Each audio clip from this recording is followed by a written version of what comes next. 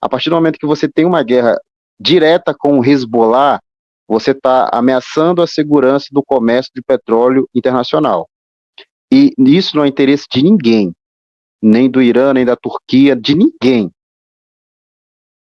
Então, assim, quando você coloca o Hezbollah na equação, você não está mexendo com o mais poderoso nem com o mais fraco. Você está mexendo com uma força intermediária que tem uma influência em todos os níveis.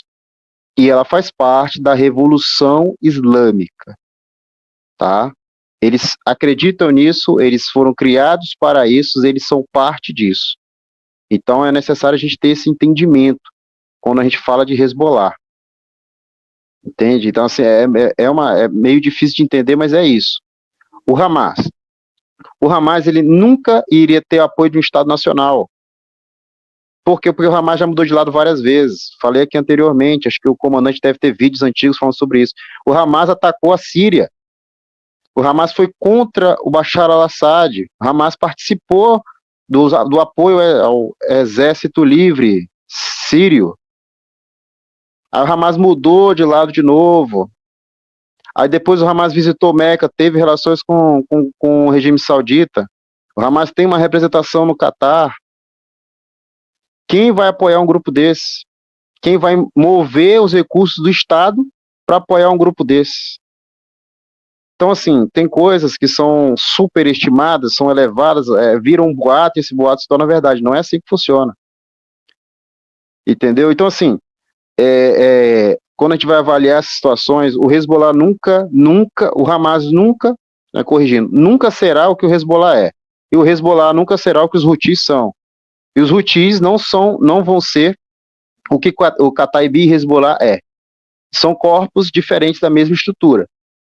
E assim, quando você ameaçar a existência de um deles, aí você vai ter uma guerra total. Só que, mais uma vez, a guerra total, ela não é interesse de ninguém.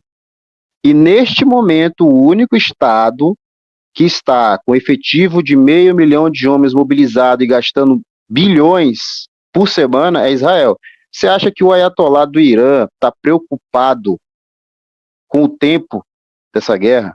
O rei da Arábia Saudita, ele está rindo, porque os Estados Unidos está deslocando tropa, está movendo, está se mobilizando, está gastando dinheiro todos os dias, um dinheiro não programado. A Rússia está preocupada com a duração dessa guerra. Infelizmente, a realidade é essa. Quanto mais tempo essa guerra durar, pior é para os Estados Unidos e pior é para o seu preposto, que é Israel. O rei da Jordânia deve estar desesperado para essa guerra acabar, porque senão ele vai ter que pegar mais empréstimo, porque a economia da região está sendo afetada. E não é a economia da padaria, é a economia de Estado. Eliat, o porto de Eliat, ele não é mais seguro, ele está ao alcance dos mísseis Houthis. Isso aumenta frete, aumenta custo, e o Estado jordaniano ele não se sustenta. A Arábia Saudita vai ficar triste com o aumento do preço do petróleo. Não existe isso. Quem está preocupado é os Emirados Árabes Unidos, estava cheio de contrato. Agora, o apoiador dos Emirados Árabes Unidos, que era Israel, fornecedor, aliás, apoiador não, corrigindo, né? Fornecedor, está em guerra. Você acha que ele vai conseguir cumprir contrato? Israel, os Estados Unidos moveu a sua força de dissuasão nuclear, não impediu que um foguetezinho de $5.000 caísse nas suas bases militares. Acabou com a segurança, aumentou o custo de proteção industrial no Iraque. Isso é perigoso, isso é ruim só para os Estados Unidos e para Israel. Então, quanto mais tempo como estão falando no comentário aí, eu prefiro não usar essa palavra, porque tem pessoas que entendem do jeito que quer, né? E depois ficam atacando a gente aí. Quanto mais tempo esse extermínio durar, pior é para quem o faz.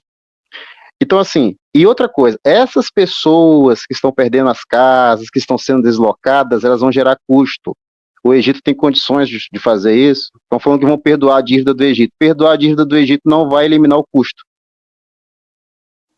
Estão falando aí, existem especulações de campos de gás. Meu amigo, para você começar a explorar um campo de gás, são anos, investimento. Você precisa gerar proteção para essas empresas que vão trabalhar ali, senão o custo do gás vai ficar alto do mesmo jeito. Então, assim, É necessário a gente entender essas coisas. Ninguém fala, todo mundo está falando do Irã, ninguém fala que o único representante do Hamas, o único que tem uma representação de fato do Hamas é o Catar. Quem vai sancionar o Catar? Quem vai sancionar o Catar? Quem é louco de sancionar o Catar? O Irã nunca vai atacar o Catar, porque o Irã precisa do Catar. Os Estados Unidos, idem. A Rússia, pior ainda. A Turquia é um aliado do Catar. Então, assim, a gente precisa abrir os olhos para certas questões. Uma guerra entre Hezbollah e Israel não é uma guerra entre uma facção criminosa e a polícia, não, gente. É uma guerra entre a Revolução Islâmica e um Estado Nacional nuclear.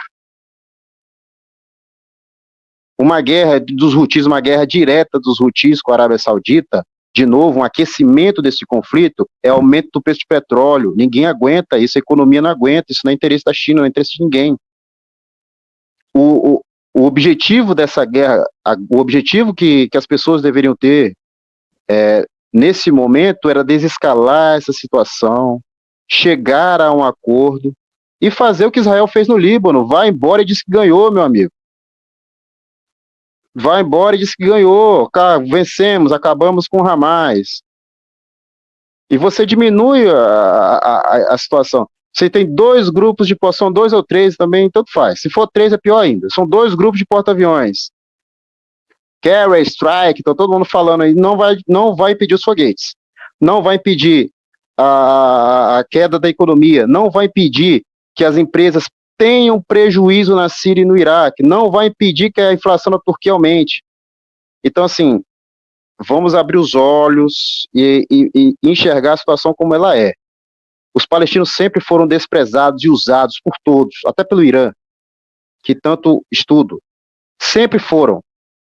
O que está acontecendo agora é que eles estão sendo massacrados e nós não estamos mais na década de 70. Agora está todo mundo vendo.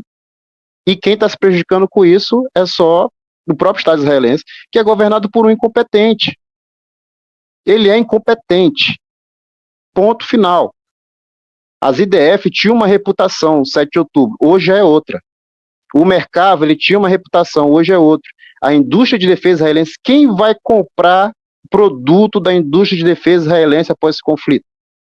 Os contratos que Israel tem pelo mundo, como está a situação de cumprir esses contratos?